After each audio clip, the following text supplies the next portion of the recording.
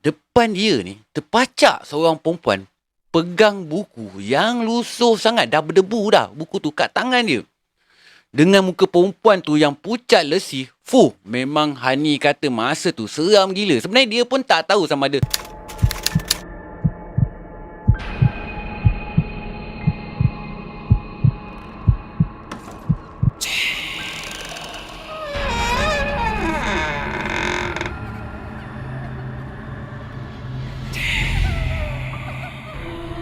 اللهم صل على سيدنا محمد وآله وصحبه وسلم. Bismillahirrahmanirrahim. Allahumma salli ala Sayyidina Muhammad. Assalamualaikum warahmatullahi wabarakatuh. Salam sejahtera dan salam satu Malaysia. Selamat kembali guys di Malam Mistik. Buat kawan-kawan, adik-adik, kakak, abang, makcik-makcik dan pakcik yang baru singgah, aku ucapkan selamat datang kat korang. Selamat datang ke Malam Mistik. Dan selamat mendengar ceritaku. Okay. Sebelum aku nak start cerita aku malam ni, aku nak bagi tahu dulu guys. Cerita yang aku dapat ni sebahagiannya aku terima daripada koleksi di internet. So aku tak pasti sama ada kisah ni adalah kisah betul ataupun tidak. So aku harap korang yang dengar cerita aku ni terimalah dengan budi bicara masing-masing ya guys. Jangan terbawa-bawa. Okay guys, cerita kali ni yang aku nak sampaikan ialah cerita yang berkaitan dengan universiti yang memanglah sangat-sangat popularnya dekat Malaysia ni. Dan memang kita maklum cawangannya juga hampir ada dekat setiap pelosok negeri kat dalam Malaysia ni. Dan aku juga adalah salah seorang alumni dekat universiti ni. Universiti yang aku nak masukkan ni ialah Universiti Teknologi Mara atau lebih dikenali dengan UiTM. Aku yakin guys, ramai di antara follower aku kat sini juga adalah bekas penuntut UiTM ataupun masih lagi belajar di UiTM. So malam ni aku nak cerita 4 buah cerita yang aku petik daripada internet berkaitan dengan kisah seram kat UiTM ni. Okay? Seperti biasa guys, yang belum subscribe channel aku ni, bantu aku rajinkan jari korang tu tekan butang subscribe tu guys. Benda free je. Tekan loceng sekali untuk pastikan korang ni antara orang yang awal yang dapat notifikasi daripada channel aku ni. Okay guys, apa tunggu lagi? Jom layan cerita ni guys.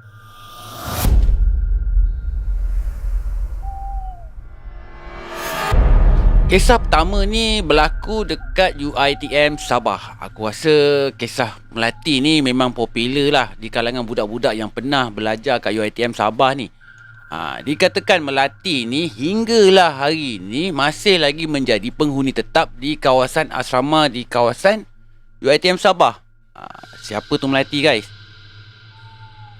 Menurut sumber, tapak UiTM Sabah ni adalah kawasan perkampungan jin satu masa dulu. Dikatakan pihak UiTM pun dah buat satu perjanjian dengan jin dekat sana. Katanya UiTM ni boleh bina kat tapak tersebut, tapi dengan 3 syarat yang mesti dipatuhi dan tidak boleh dilanggar langsung pun guys. Senang cerita, 3 syarat ni adalah dilarang buat di kawasan kampus tu. Katanya kalau ada yang langgar syarat ni juga, penghuni UiTM akan dapat balasannya. Sama ada benda ni betul atau tidak, Allahualam, aku pun tak tahu, dan aku pun tak tahu apa 3 syarat tu. Menurut senior-senior yang terdahulu dekat kawasan UiTM Sabah ni, Melati ni merupakan roh pelajar perempuan yang telah mati membunuh diri dengan menggantung diri. Tapi ada juga yang cakap dikatakan Melati ni potong urat nadi dia ni yang di tangannya ni dan bersembunyi dalam almari supaya tak ada orang yang ketahui dan tak ada orang yang boleh jumpa dia masa tu. Sebenarnya guys, dah macam-macam versi yang aku dengar cerita tentang Melati ni yang mati bunuh diri. Tapi realitinya dia tetap mati dan menjadi roh yang mengganggu setiap pelajar dekat UiTM Sabah ni. Pelajar asrama maksud aku guys. Selalunya dia ni, Melati ni akan mengacau bila exam dah nak dekat. Satu masa dulu, hanya pelajar perempuan je yang menetap dekat Blok B dan C ni. Tapi sejak ada peristiwa histeria yang berlaku banyak kali dekat Blok B dan C ni, semua pelajar perempuan ni dipindahkan ke Blok D, E dan F, dan lelaki pula yang tinggal dekat Blok B dan C. Lepas tu, setiap tandas dekat Blok B dengan C ni tak ada cermin guys. Sebab pihak asrama ni cabut cermin-cermin tu. Diorang cakap ada pelajar lelaki yang ternampak bayangan perempuan melalui cermin tandas tu. Setelah diperiksa banyak kali, memang tak ada pelajar perempuan pun dekat situ. Jadi diorang ni semua akan nampak si Melati ni melalui cermin. So ada cermin ataupun tidak, sebenarnya Melati tu memang ada dekat situ. Begitulah kisahnya, misterinya Melati ni dekat UiTM Sabah, dekat asrama UiTM Sabah ni guys. Okey, kita sambung cerita yang nombor 2.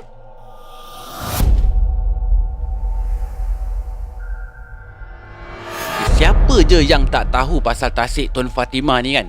Spot paling famous dalam kalangan student dekat UiTM Lendu Melaka. Aku student UiTM Lendu juga, so aku pun faham. Okay, macam-macam kisah yang berlaku dekat tasik ni guys. Salah satunya adalah cerita yang aku akan kongsikan kat korang ni adalah daripada seorang bekas pelajar UiTM tu juga, UiTM Lendu ni, yang bernama Pika. Benda ni Pika cakap berlaku semasa dia ambil diploma dekat UiTM Lendu. Dia tak beritahu aku bila tarikh spesifiknya kejadian ni berlaku. Tapi kebiasaannya pada cuti weekend ni, dia dengan kawan-kawan dia akan keluar pergi ke bandar. Tak kisahlah pergi tengok wayang ke, makan-makan ke, kiranya diorang ni saja-saja nak isi masa lapang. Tapi diorang ni hanya akan keluar menggunakan kereta sewa. Khidmat kereta sewa tu ada dekat kawasan Kelemak. Berhampiran dengan Lendu lah Kelemak ni. Ada seorang pakcik ni yang akan sewakan kereta dia. Dia memang ada khidmat kereta sewa lah. Kira macam teksi lah, senang cakap. Pada satu malam tu, seperti biasa lah, diorang ni akan pulangkan kereta sewa tu kat rumah penyewa tu, kat rumah pakcik tu. Diorang ni berdua je guys yang pergi pulangkan kereta ni, si Pika ni dengan kawan dia. So bila dia dah sampai dekat kawasan tu, so pakcik ni akan hantar diorang balik ke UiTM. Perjalanan daripada Kelemak tu ke UiTM ambil masa dalam lebih kurang 10 minit je. Dan pakcik yang bawa kereta tu pula memang peramah. Si Pika ni masa tu dia duduk dekat belakang, kawan dia duduk dekat depan. Pakcik yang bawa diorang ni memang peramah guys. Dalam kereta tu dia duduk tanya tu lah, tanya ni lah, tanya macam-macam. So diorang ni semua ni memang layan je lah, sebab dah kenal kan dengan pakcik ni. Bukan diorang baru pun sewa kereta dengan pakcik ni. Tiba-tiba guys, ada satu ketika tu pakcik ni tegur si Pika ni, "Kenapa kawan awak yang belakang tu senyap je dari tadi? Kawan awak yang duduk sebelah awak tu Pika." Pika tercengang bila pakcik tu cakap macam tu. Siapa pula yang pakcik ni nampak duduk sebelah dia? Pika ni tanya balik dekat pakcik tu, "Siapa pakcik?" Dan pakcik tu pun jawab, "Itulah yang duduk sebelah kamu tu, duduk senyap je daripada tadi. Tak suka ke pakcik berceloteh ni?" Dia tunduk pula, kata pakcik tu. Pika ni memang dah rasa lain macam. Dia pandang sebelah dia, memang kosong guys. Tak ada siapa pun yang duduk dekat sebelah dia. Pika kat belakang tu dah rasa macam nak nangis dah masa tu. Sebab dah jantung dia pula memang dah laju kencang dah. Dah lama remang masa tu. Sebab memang dia duduk seorang-seorang je dekat seat belakang tu. Masa pakcik tu tanya pula, betul-betul lalu dekat kawasan sunyi. Tak ada pula kenderaan lain yang lalu lalang. Yang ada pun kereta pakcik tu je menyusuri jalan gelap tu. Kawan si Pika pula ni yang duduk dekat depan tu dah macam batu dah. Sebab dia cakap dia rasa macam something dah masa tu. Dalam hati Pika ni dah terbayang-bayang dah. Dah terbayang-bayang siapalah pula duduk sebelah dia ni. Macam mana ni? Nanti nak menapak pula daripada gate ke sampai ke hostel. Lepas tu pula nak kena lalu pula tasik Tun Fatimah ni. Allahu Akbar. Si Pika ni otak dia dah terbayang-bayang dah guys. Dah dalam kereta pun seram. Masa pakcik tu drop diorang ni dekat depan pintu UiTM tu, pakcik tu sempat lagi pesan tu, "Kawan kamu tu okey tak?" Bila pakcik tu pesan macam tu, si Pika ni diam je. Cuma dia ucap terima kasih je kat pakcik tu. Dan nak tak nak memang kena redah bangunan lama UiTM tu, tasik masjid, barulah diorang boleh sampai ke hostel diorang ni. Hostel diorang ni nama dia Tun Senaja. Aku tak pasti kat mana hostel diorang ni Tun Senaja ni. Sebab zaman aku tak panggil Tun Senaja ni. Zaman kita orang panggil Blok Ehsan, Blok apa dan sebagainya lah macam tu. So masa daripada perjalanan gate tu nak ke hostel diorang tu, si Pika dengan kawan dia ni jalan memang laju guys. Masa tu kaki dia ni dah memang laju habis dah. Sebelum sampai jabatan kat tasik tu, diorang ni pun pass by lah kat satu pokok kabu. Pokok kabu yang tinggi.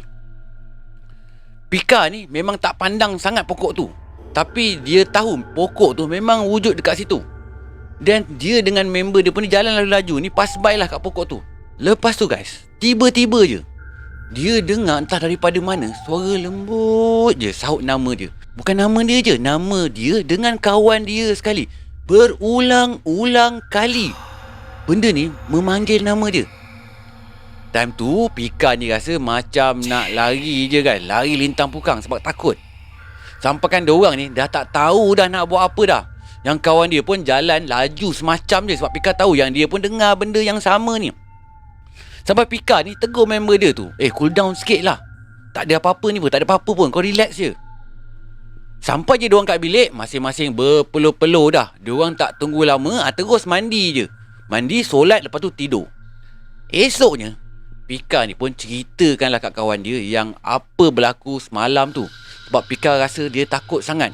Member dia cakap ni, memang benda ni memang selalu mengganggu orang yang lalu lalang dekat kawasan tu bila malam. So pengajaran lah buat si Pika ni dengan kawan dia. So lepas ni jangan sesekali pun keluar sampai lewat malam. Nanti takut ada pula yang ikut balik. Itulah kata Pika pada kawan dia. Kawan dia ni pun kata nasib baik lah kan, tak jadi apa-apa masa diorang dah balik malam tu. Kalau lah berlaku perkara-perkara yang pelik atau tak digini, lagi perit. Okay guys, tu cerita nombor 2.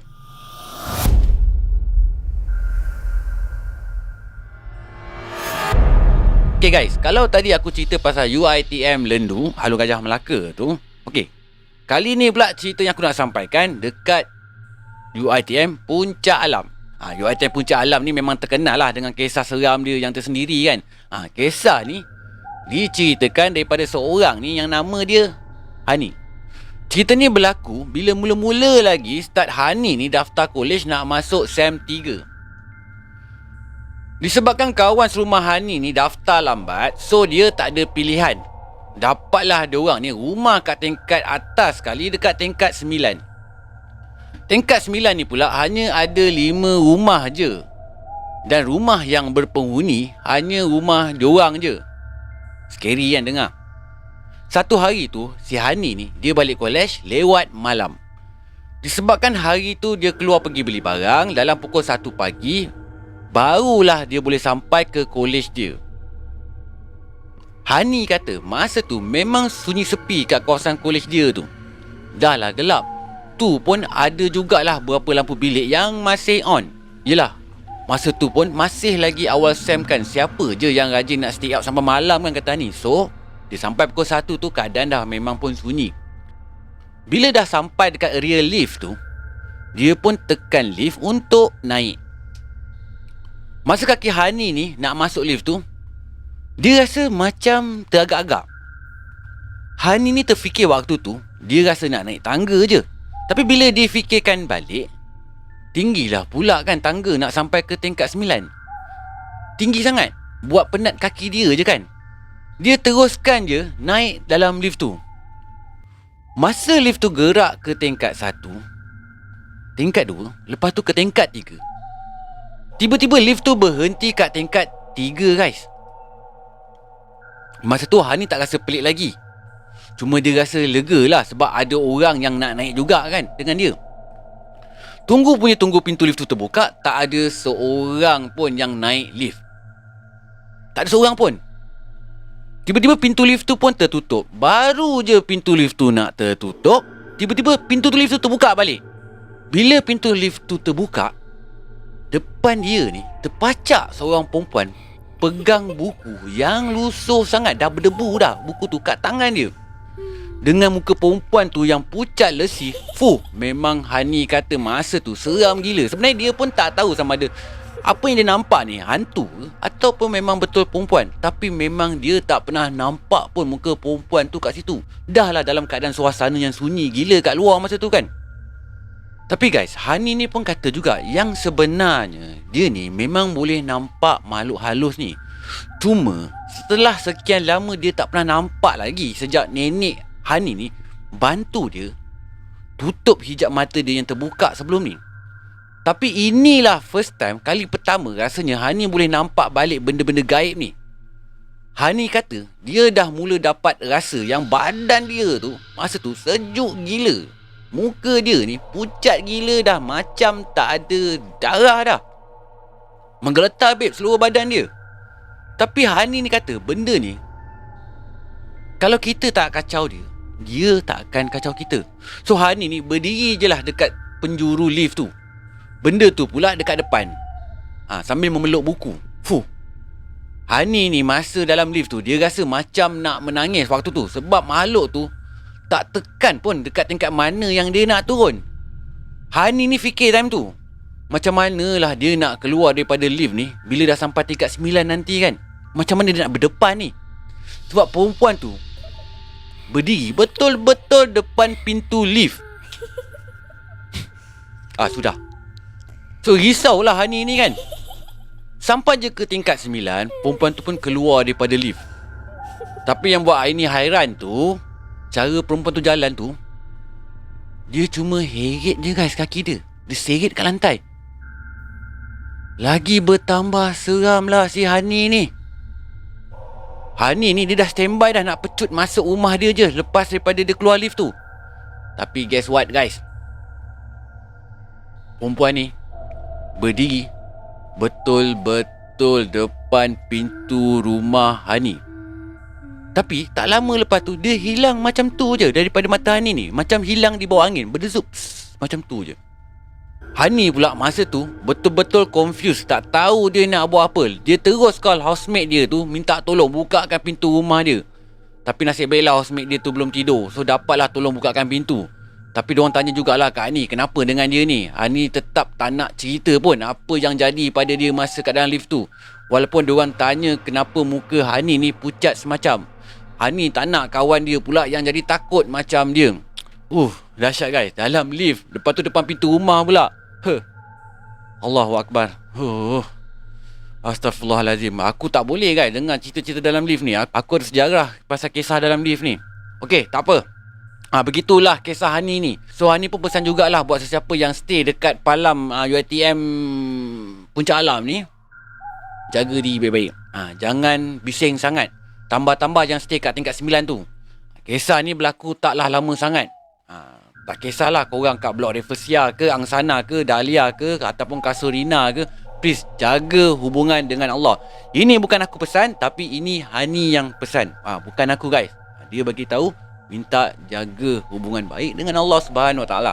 Baik Hani, terima kasih, bagus pesanan awak tu. Okey guys, kita sambung ke kisah seterusnya.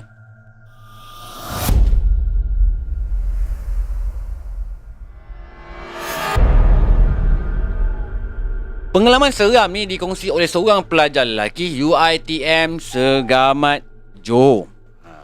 Okey, ni amaran guys. Jangan ketandas seorang-seorang kalau iman tak cukup kuat. Ini dia bagi tahulah. Cerita ni daripada pelajar bernama Khairul. Khairul ni dia merupakan pelajar lelaki yang menetap sementara dekat kolej perempuan. Kerana kolej lelaki yang patut dia duduk ni, yang diorang duduk ni sedang menjalani penambahbaikan perabot guys. Jadi kolej dia ni dijadikan tempat menetap sementara buat pelajar lelaki.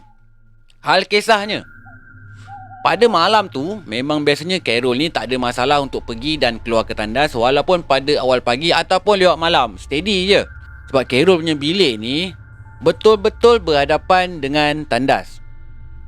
Kata Khairul, tandasnya ni memang cantik, bersih je. Yelah kan, tandas perempuan kan, berbanding dengan tandas lelaki yang serba kekurangan sikit, seperti pintu kadang-kadang pun tak ada penyendal. Dan macam-macam lagi lah. Biasa lah tu, aku pelajar UiTM, aku faham. Ada satu hari tu, Khairul cerita yang dia ni nak pergi buang hajat dekat tandas tu. Buang hajat ni confirm lah, nak buang air besar. Masa tengah dia syok membuang hajat tu, tiba-tiba dia terdengar bunyi yang pelik. Tak tahu bunyi apa. Bunyi suara perempuan ketawa. Lebih kurang macam tu lah. So meremang gila dia time tu. Yelah, mana taknya kan, dah lah sorang-sorang kat dalam tandas tu. Tengah malam-malam pula tu.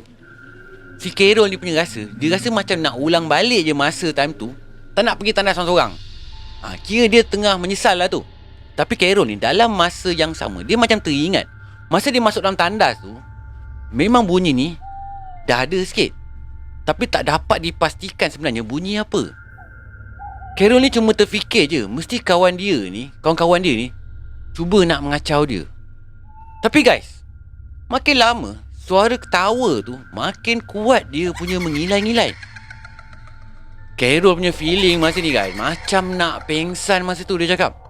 Apa lagi, dia pun tak sempatlah buka air, terus lari lintang pukang masuk bilik dia yang betul-betul nasib baik kebetulan depan tandas.